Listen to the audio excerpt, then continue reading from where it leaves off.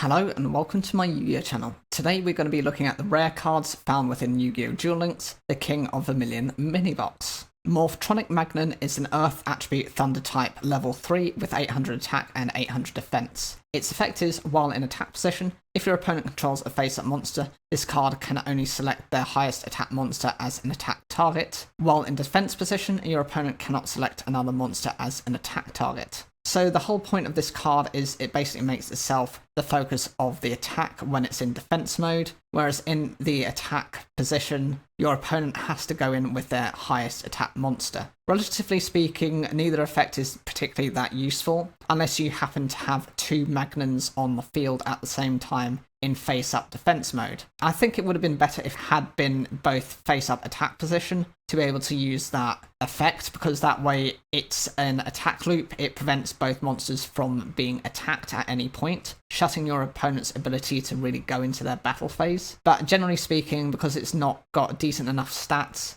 unless you've got forms of ways of protecting these cards, such as things, Power of the Guardian, anything like that, or things that stop attacks such as Threatening Roar, Negate Attack, Hallowed Life Barrier, Waboku, things like that, then it's not really worth running. Morphtronic Boomboxin is an Earth attribute machine type level 4 with 1200 attack and 400 defense. Its effect is, while in attack position, this card can attack twice during each battle phase. Once per turn while in defense position, when a face-up Morphtronic monster you control is targeted for an attack, you can negate the attack. So actually this is one of the more powerful and useful Morphtronic monsters. You can combine this with Power Tool C and D, I think that's the equipped spell card, which gives your Morphtronic or Power Tool dragons an additional 1000 attack points, and considering that it's able to attack twice with 2200 attacks for each, that means you can clear your opponent's monsters, and you can also attack directly. It doesn't have any restrictions on being only against monsters, so you have that flexibility. The defense position effect is useful as well if your opponent isn't able to spam the board, but considering they will probably try and get rid of this card or negate it in some way to stop it using that negate attack effect. Morphtronic Clocken is an Earth attribute machine type level 2 with 600 attack and 1100 defense, and its effect is, while in attack position, this card gains 500 attack for each morph counter on it. While in defense position, once per turn you can place one morph counter on this card. You contribute this card to inflict 1000 damage to your opponent for each morph counter on it. So this card is actually able to make itself quite powerful. Whilst in attack position, it just gains the attack stat for each morph counter on it, but to generate the counters themselves, you need to have this card in defense mode. This can be quite a long game because there are no other ways of adding morph counters. If there had been, then this would be a lot stronger. The burn effect damage is decent, but it is 500 points rather than 1000 because of the Duel Links rulings on burn effects doing half the damage they used to. But still, you can do a decent amount, maybe enough to defeat your opponent within a couple of turns, or at least boost this card up. Remember, 500 attack for each morph counter, so within a couple of turns it's a 1600 attack monster. If you leave it for a few more turns, it can come over 3000 if you leave it over something like 5 turns. But it is a big risk. It's all about balancing how long are you prepared to leave this in defense mode to make it subject to being a target, versus how long you want to generate before it becomes a beat stick in and of itself. Morphtronic Bourdon is an Earth attribute machine type level 3 with 500 attack and 1800 defense. While in attack position, Morphtronic monsters you control can attack your opponent directly. While in defense position, other Morphtronic monsters you control cannot be destroyed by battle. I haven't seen many people play Morphtronics for the time being. I've not seen any people really playing Leo as a character, considering this is brand new support. But the whole point of having this card is if you have it in your first turn and you've got it in defense mode, your opponent doesn't know what you're playing, and they attack into this with anything under 1800 attack points, not only are they taking damage, but you've got this card face up, which means that you can protect your other Morphtronic monsters. The following turn you will then try and put this card into attack position. If you've got equipped cards, you'll try and equip certain cards to this card, or to some of your other cards, and then go in for the direct attacks, hopefully to reach enough damage to defeat your opponent within that turn. There are some cards that help within the archetype as well. I think Morphtronic Map, the field spell, helps to generate further attack points every time your Morphtronic monsters change battle mode, so you can do that. If you can do that over a few turns, you can generate enough attack points on these monsters to deal the finishing blow. Power Break is a normal trap card with the effect activate only while you control a face-up power tool dragon. Select up to 3 equipped cards on your side of the field and or in your graveyard and return them to the deck, and inflict 500 damage to your opponent for each card returned. This is a bit like Pot of Avarice, but for equipped spell cards. This is really decent considering that Power Tool Dragon lets you go through plenty of these equipped spells, so you do need a means of recovering them, especially since you're quite limited on your deck space. The burn effect damage is okay because it's 250 times the number of cards, so potentially that you could be doing 750 points of damage, which is just more the icing of the cake. It helps to reload your deck, and then it helps you to then use your Power Tool Dragon's effect maybe a couple more times. Mechlord Fortress is a field spell card with the effect neither player can target Mechlord Emperor monsters you control with synchro monster effects. When this card on the field is destroyed and sent to the graveyard, you can add 1 Mechlord Emperor monster from your deck to your hand. For a field spell, it's really quite weak. It's only specific to negating the effects of synchro monsters. I know that's the whole design around the Mechlord Emperors anyway, which is fine, but with all these other extra monsters you've got Xyz monsters, you've got fusion monsters, you've got ritual monsters, and you've got so many ways of outing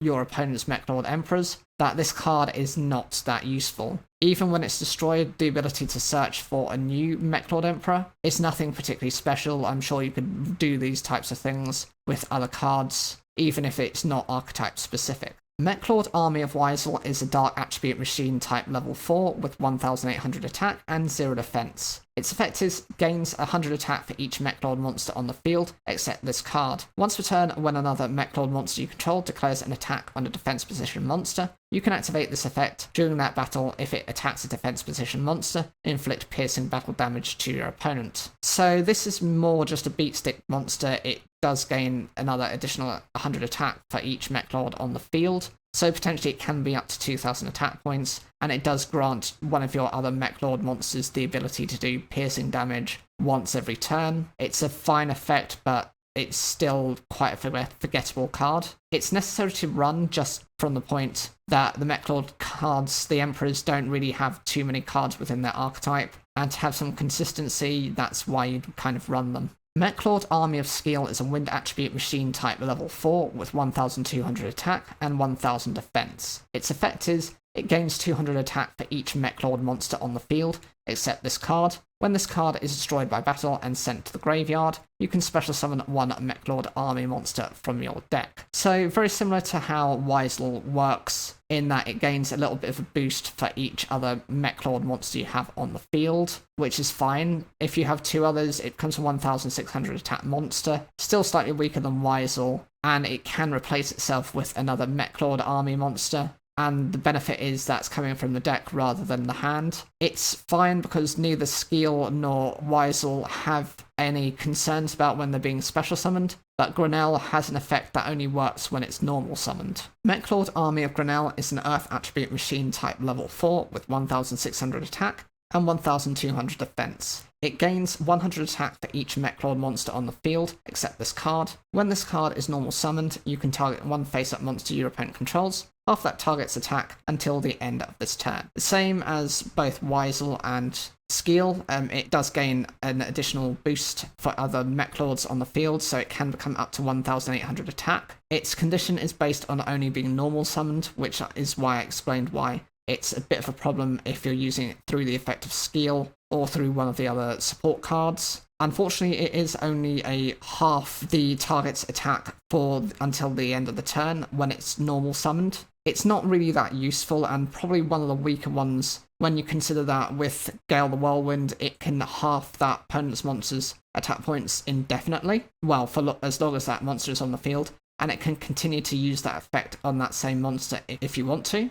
The same could be argued for Armoured Bee, which is similar to how Grinnell works, but you can do it once per turn rather than it just being a once it's summoned once per turn type of effect, which probably out of the 3 makes this card the weakest. The Resolute Mechlord Army is a continuous spell card with the effect All attack position Mechlord Army monsters you control cannot be destroyed by battle, also their effects are negated. So this just provides them with battle protection, which is fine, but it shuts down their effects, which means their attack points are going to be lower, and they're not going to be able to search using their effects either. It is a bit of a weird card to be adding to the archetype, considering what you're trying to do here is separate the Mechlord Army, which is a sub-archetype from the Mechlord Emperors. It would have made more sense to try and fuse the parts of the deck together rather than split them apart. Bird of Paradise Lost is a dark attribute worm type tuner monster. It's level 8 with 2700 attack and 1500 defense. Its effect is this card gains 100 attack and defense for each tuner monster in your graveyard.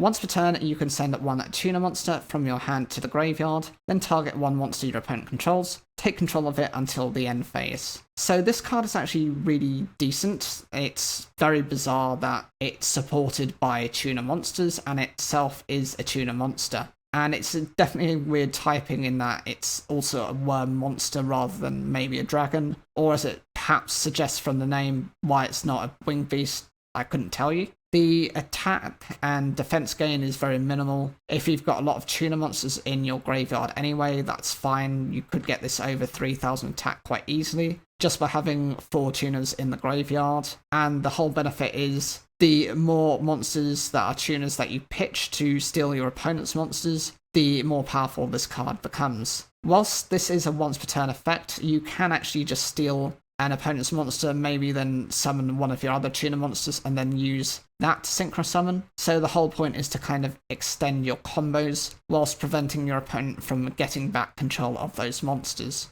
It's a good way of sending any obstacles that your opponent has on the field versus, say, using cards such as Destruction, which will maybe trigger off their effects. Chain Resonator is a light attribute Fiend type tuner monster. It's a level 1 with 100 attack and 100 defense. Its effect is when this card is normal summoned, while the synchro monster is on the field, you can special summon one Resonator monster from your deck, except Chain Resonator. Again, this is another one of those Resonator monsters. It's one of the more modern ones, which lets you then go into maybe one of your level 3 Resonators. I think Dark Resonator is one of the key examples, the original Resonator if you will, and then go into your Red Nova Dragon through this effect. Red Nova is a fire attribute fairy type tuner monster. It's a level 1 with 0 attack and 0 defense. Its effect is if a level 8 or higher dragon synchro monster is on the field, you can special summon this card from your hand. You can only special summon Red Nova once per turn this way. If this card is sent to the graveyard for a synchro summon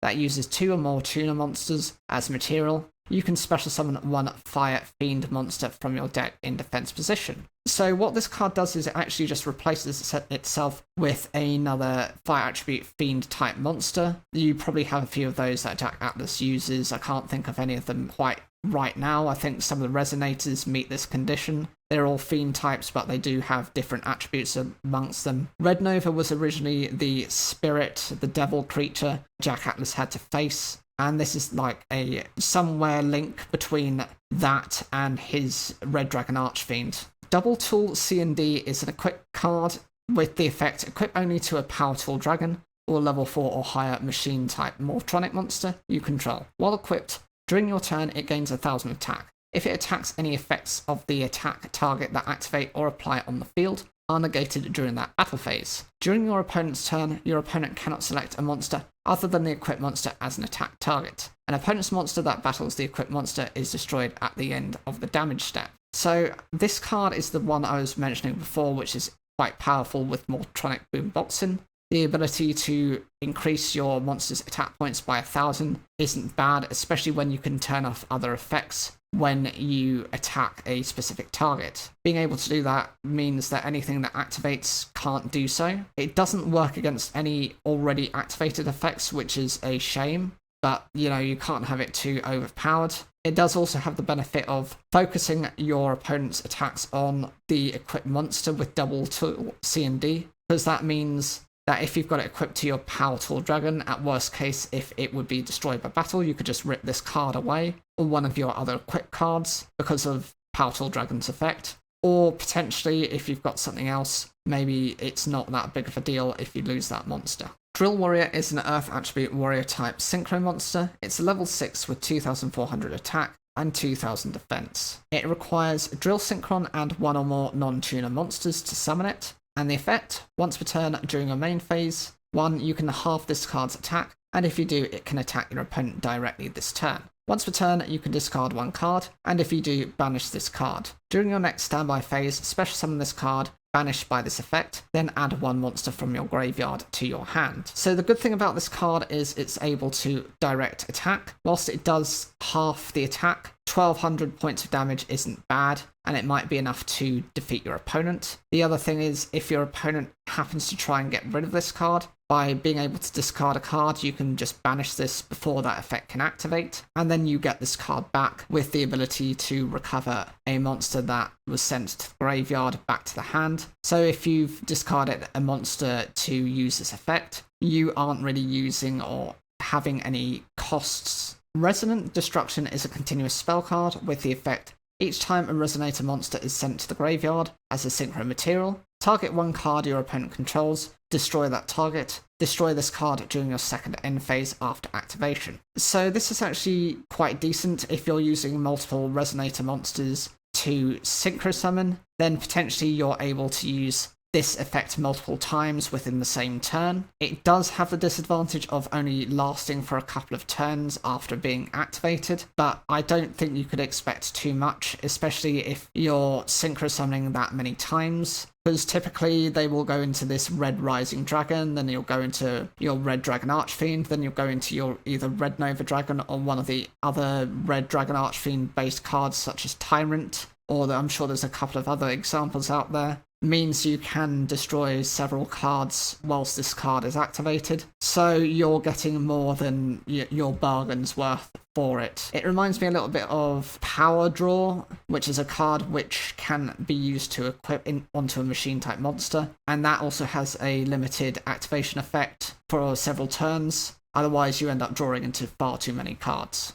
And the final rare card is Force Resonator. This is a water attribute fiend type tuner monster. It's a level 2 with 500 attack and 500 defense. The effect, you can send this face-up card you control to the graveyard, then target 1 face-up monster you control. If it attacks this turn, your opponent cannot activate cards or effects that target a monster until the end of the damage step. This card is very useful, less so for it being a tuner monster and more so for its effect. Whilst it can be used to synchro summon much the same as any of the other Resonators, it's a lot more decent for using it with your red dragon archfiend, which doesn't have that inbuilt protection, not the same as red nova dragon, or one of the other variations such as tyrant, which don't have that level of protection. It's fine as an effect, and it's a decent enough card to be used, but I don't think most players tend to put this card in. They would prefer to use things like Chain Resonator, or Crimson Resonator, or even Red Resonator, something that will extend your combos and special summon far greater